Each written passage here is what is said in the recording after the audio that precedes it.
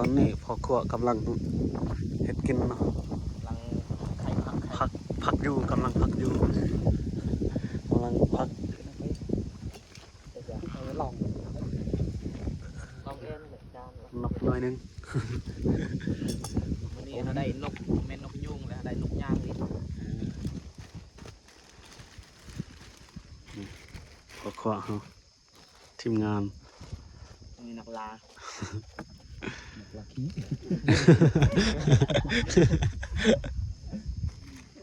เอาตอนนี้อาหารการกินของเฮามันครบแล้วนี่ ครบเต็ดนั่งทันเลิกซ้ อันนั้นคือแกงมอลนะครับ ำอันนี้คือแกงจะอื้อ อันนี้คือแกงมาเฮา มาฮอนอีกเลย อันนี้นี่นกกับแกงผักอื้อเนาะภาษาไทยเขาเรียกว่าผักทองนะครับ สบายแต่เบิ้งนี่มันเฮียสดจักไผ่จัก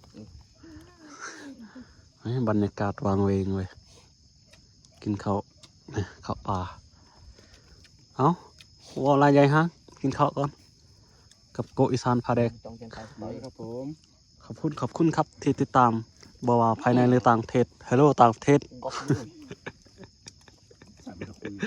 เอาจังหวะนี้พวกเราจะกินข้าวกับแกงไดโนเสาร์เนาะ นี่ทาน ของดี ไรอันกับใครวะเขาลืมเลย ด่าหนึ่งบอกเพิ่งนวดกำลังโกน เควิน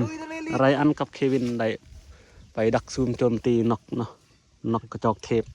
ตอนนี้ได้ เสาตัวนึง สองตัวเนาะไดโนเสาร์อันนึงนกกระจอกเทพอันนึงเราจะกินข้าวเนาะ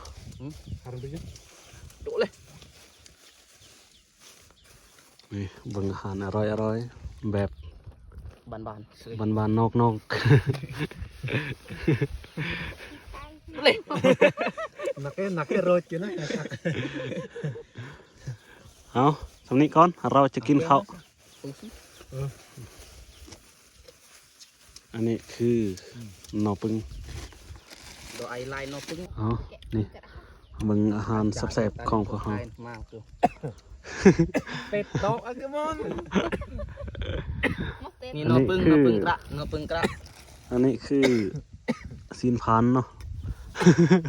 ซีนพานว่าไรอันกับเควินได้ sin panพี่น้อง ซีนพาน นี่ตื่นเต้นแล้วเศร้า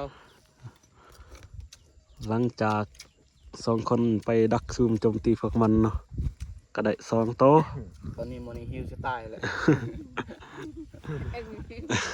วันนี้หิวเลยสัญญาณ เอา เลิก แค่นี้ก็เราจะกินข้าวกับอาหารอร่อยๆนะครับ